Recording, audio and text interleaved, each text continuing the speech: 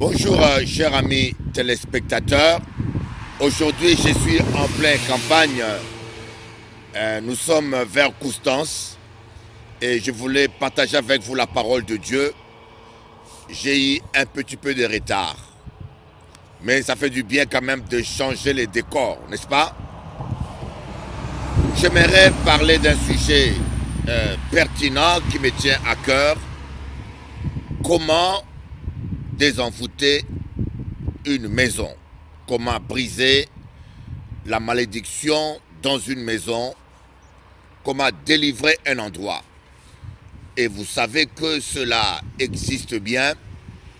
Il y a certains lieux géographiques qui sont hantés. Et pour certains, cela relève de mythes. Mais je peux vous dire que cela n'est pas un mythe. Et cela existe bien. Il y a des endroits qui sont réellement hantés. Il y a des maisons qui sont hantées. Il y a même des autoroutes, des endroits géographiques. Par exemple, en Afrique, il y a une région qu'on appelle Mai-Ndombe, une autoroute au Congo. Dans cette autoroute, il y a un virage où beaucoup de camions et de voitures ont fait des accidents.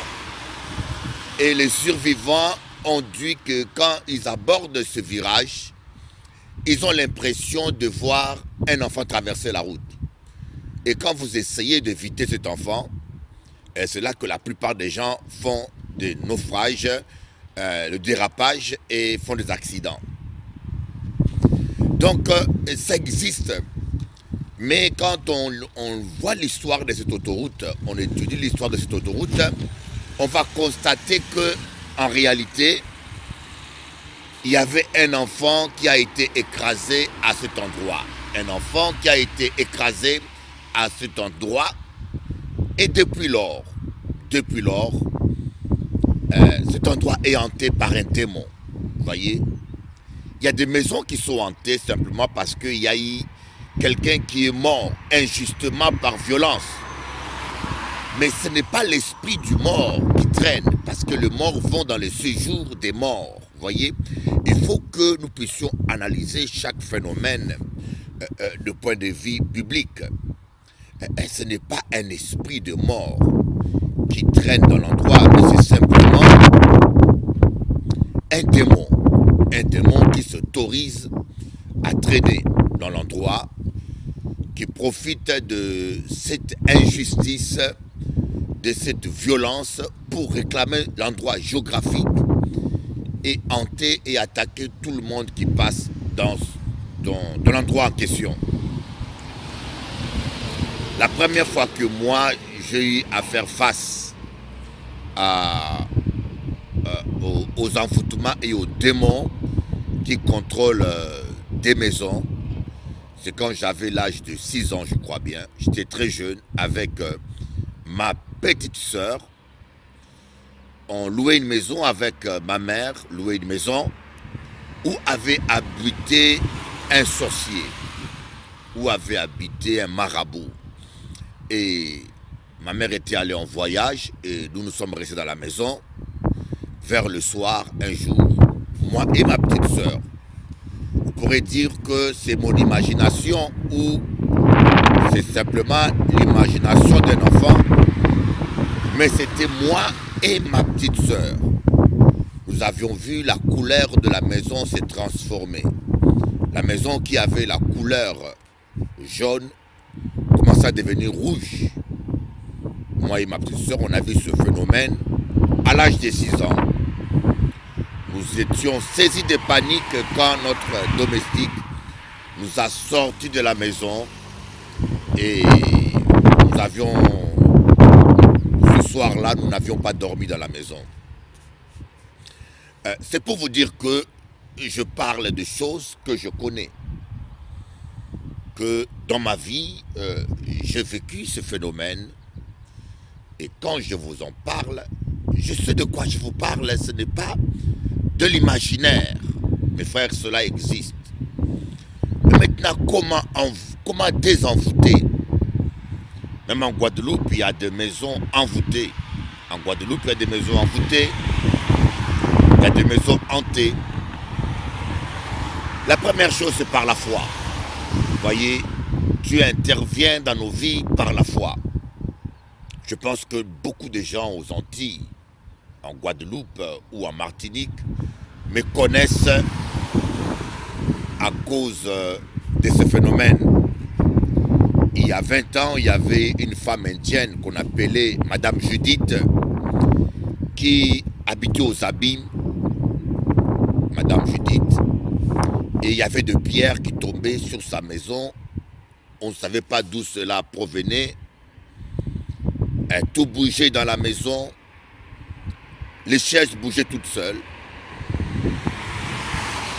Et les gens, les parents, même des observateurs extérieurs ont dû constater les faits.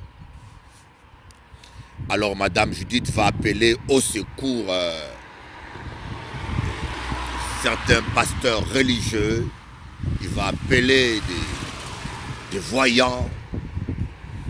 Il va appeler Mahémé. Il va appeler les pasteurs baptistes, évangéliques, pentecôtistes. Et aucun n'a pu désenvoûter la maison. C'est alors que le Saint-Esprit va m'envoyer pour prier pour la maison. Et je suis allé, j'ai prié pour la maison et la maison a été complètement désenvoûtée. C'est ainsi que j'ai été connu aux Antilles. Et la plupart des gens m'ont connu aux Antilles parce que c'était un fait médiatique qui était passé sur Canal 10. La deuxième chose que j'ai vécue, le deuxième phénomène le plus impressionnant que j'ai vécu, c'était à Petit Canal. Il y avait une femme indienne, j'espère qu'elle est toujours vivante. Cette femme indienne était en train de vivre un phénomène que les scientifiques appellent paranormal.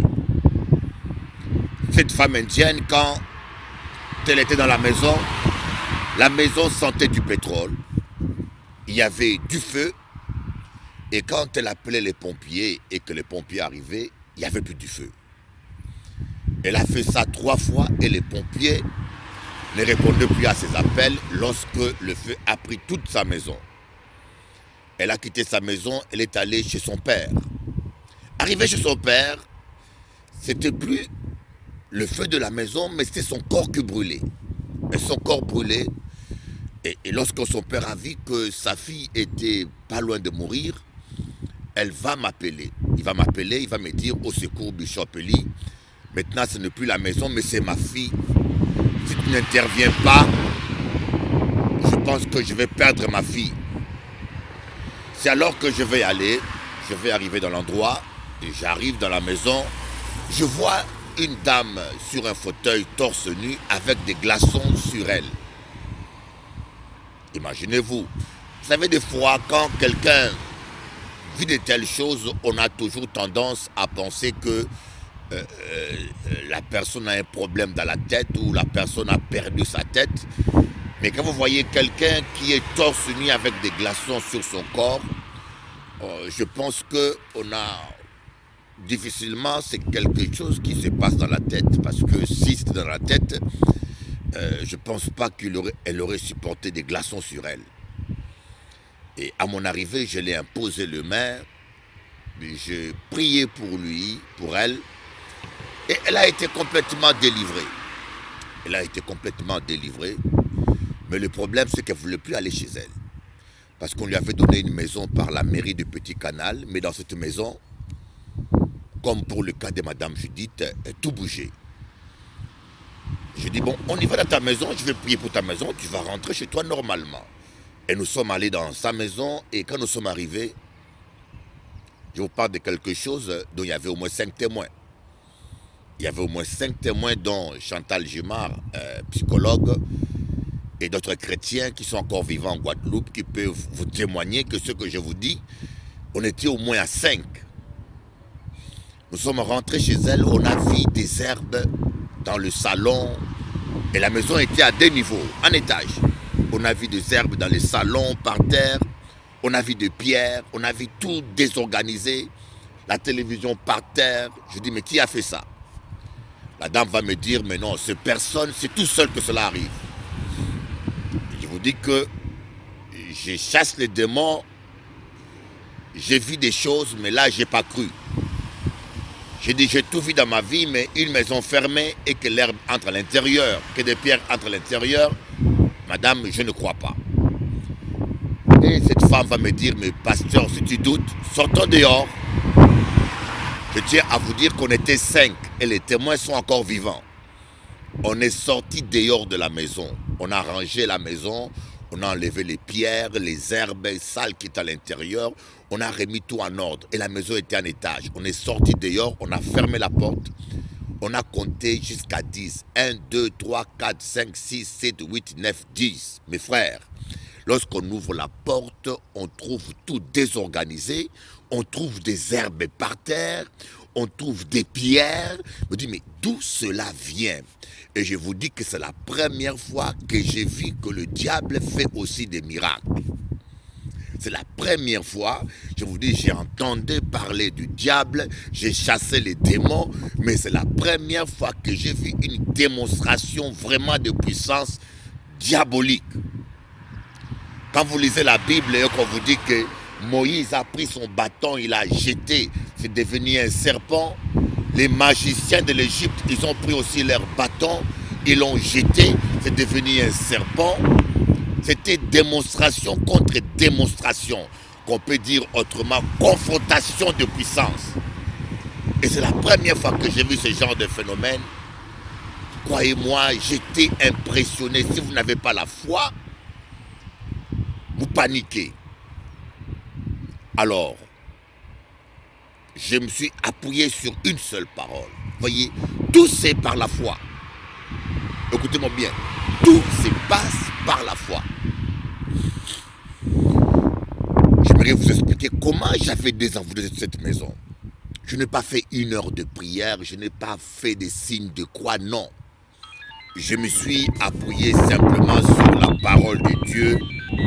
Je me suis appuyé simplement sur la parole de Dieu qui dit quelque chose. L'endroit où vous mettez votre pied, je vous le donne. Voyez. Dans Josué chapitre 1, Dieu dit à Josué,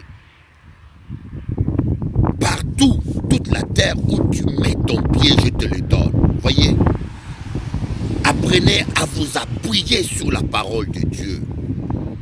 Et les problèmes, des fois, nous nous appuyons sur des rituels, nous nous appuyons sur des litanies, nous nous appuyons sur de l'eau bénie, nous nous appuyons sur la croix ou sur des statues. Ces choses-là ne peuvent pas désenvoûter une maison.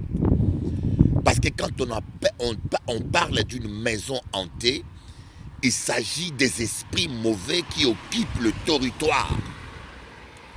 Les démons occupent des territoires géographiques et parfois ils habitent dans les hommes pour les hanter, pour les envoûter.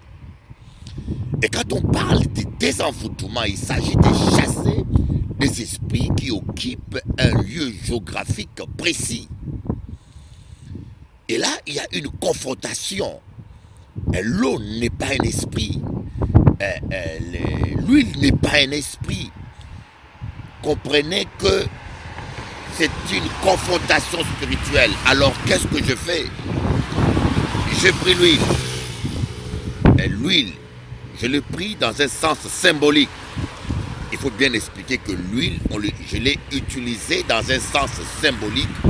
Comme dans l'Ancien Testament, on consacrait les choses avec l'huile.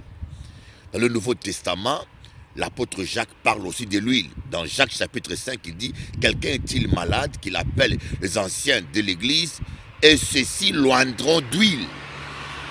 Voyez, l'huile, c'est dans un sens symbolique. L'huile n'a pas de puissance en lui-même comme matière, mais il est un symbole, un point de contact. Il symbolise le Saint-Esprit. Alors j'ai pris l'huile, je l'ai mis. Je mets l'huile dans chaque fenêtre de la maison, dans chaque coin de chaque fenêtre de la maison, dans chaque coin de chaque porte de la maison. Et à la fin, je dis, chantons simplement un cantique. On a chanté un cantique. Je n'ai même pas prié. On a chanté un cantique. La maison a été désenvoûtée instantanément. Voyez, ce n'est pas l'huile qui chasse les démons, ce n'est pas des rituels, ce n'est même pas la Bible. Parce que moi j'ai vu des gens prendre une Bible, le mettre dans une chambre au salon et s'imaginant que cela va chasser les démons. Cela ne chasse pas les démons. Ce qui chasse le démon, c'est le Saint-Esprit. Et le Saint-Esprit agit à cause de ta foi. Le Saint-Esprit agit parce que tu as foi. Le Saint-Esprit agit parce que tu crois. C'est ta foi qui fait la différence. Voyez, apprenez à vous appuyer sur la parole de Dieu et à confesser la parole de Dieu, à déclarer la parole de Dieu. C'est là, Dieu honore sa parole. Dieu n'honore pas l'huile. Dieu n'honore pas l'eau bénie. Dieu n'honore pas la croix en bois que les gens mettent dans les maisons. L'un des obstacles au désenvoûtement de lieux géographiques, c'est exactement ces choses. Vous voyez, il y a des gens qui mettent une croix dans la maison, qui croient que la croix va les désenvoûter. D'autres mettent du citron, d'autres mettent de l'eau bénie, d'autres mettent, je ne sais pas, des cordes de bœuf, d'autres collent des prières sur le mur, espérant que cela va avoir des effets, va les soulager. Et vous voyez, Dieu est un Dieu jaloux. Vous ne pouvez pas mettre la foi en même temps sur de l'eau bénie et en même temps sur Dieu. Même pas sur l'huile. Parce que des fois, nous croyons que c'est l'huile qui délivre. L'huile n'est qu'un symbole. Même moi, quand je fais l'onction d'huile sur les gens, je leur dis bien que l'huile n'est qu'un symbole. Et quand vous mettez la foi et sur l'huile, moi j'ai vu des gens, on va prier pour leur maison, ils nous mentent. Ils vous disent, Bishop Eli, j'ai tout jeté. Ils sortent toute leur sorcellerie, mais ils cachent une statue, ou bien ils cachent une statuette, ou bien il cache un chapelet, ou bien il cache quelque chose. Mais quand vous cachez quelque chose, vous cachez cela au pasteur, mais pas à Dieu. N'oubliez pas que Dieu n'aime pas partager sa gloire avec quelqu'un d'autre. Dieu est un Dieu jaloux. Dieu aime quand il agit, que toute la gloire ne lui revienne qu'à lui-même. Dieu aime quand il agit, qu'on le reconnaisse qu'il est Dieu. Dieu est jaloux de sa gloire. Dans sa parole, il dit, je ne donnerai pas ma gloire à un autre. Et voilà pourquoi beaucoup de gens, des fois, ont pris pour leur maison, il n'y a pas de résultat parce que, des fois, la dame ou le monsieur ment au pasteur. Il vous dit qu'il a tout mis à la poubelle, il a renoncé à tout. Mais des fois, il cache quelque chose. Mais quand tu vois cela, on ne peut pas mentir au Saint-Esprit. Il n'intervient pas, il n'agit pas. Et même quand les démons voient cela, les démons auront l'autorité de rester dans ce lieu géographique. Donc la première chose pour que votre maison soit désenvoûtée, quand vous recevez un pasteur, ayez l'honnêteté au moins une fois de renoncer à toutes ces choses superstitieuses. La superstition consiste à donner un pouvoir occulte et magique aux objets, même s'ils paraissent sacrés. Par exemple, il y a des gens qui pensent que la Bible protège. La Bible ne protège pas. La Bible n'est qu'un livre. D'ailleurs, Jésus-Christ lui-même dit, l'esprit vivifie, la lettre tue. Ces papiers-là qu'on appelle la Bible ne protègent personne. Vous pouvez dormir avec la Bible ouverte. Cela ne chasse pas les démons. Ce qui chasse les démons, c'est le Saint-Esprit. Ce que le démon redoute, c'est le Saint-Esprit. Et si le Saint-Esprit est en vous, c'est-à-dire que si vous vivez la parole de Dieu, si vous craignez Dieu, vous obéissez à Dieu, le Saint-Esprit sera avec vous et la parole de Dieu va s'accomplir dans votre vie, car la Bible dit que l'ange de l'Éternel campe autour de ceux qui craignent Dieu. Voyez? L'ange de l'Éternel campe autour de ceux qui craignent Dieu. Quand vous craignez Dieu, vous vivez la Bible. Cette parole qui est vivante en vous va s'accomplir. Quand les démons viendront, ou même quand les sorciers viendront, ils verront l'ange de l'Éternel autour de vous. Ils verront des anges et ils prendront la fuite. Mais si vous êtes un alcoolique, un impudique, un méchant, un calomniateur, vous pouvez mettre 10 tonnes de Bible dans votre maison. Cela ne chassera pas les démons. Vous voyez, le problème que nous avons, nous donnons de pouvoir au culte, au chapelet, à de l'eau bénie, à de l'huile, à des objets. Pensons que ces objets ont un magnétisme ou un certain pouvoir. Au lieu de mettre notre foi dans le Dieu vivant, c'est Dieu veille sur sa parole pour l'accomplir. Et si tu t'appuies sur la parole de Dieu, Dieu va confirmer sa parole.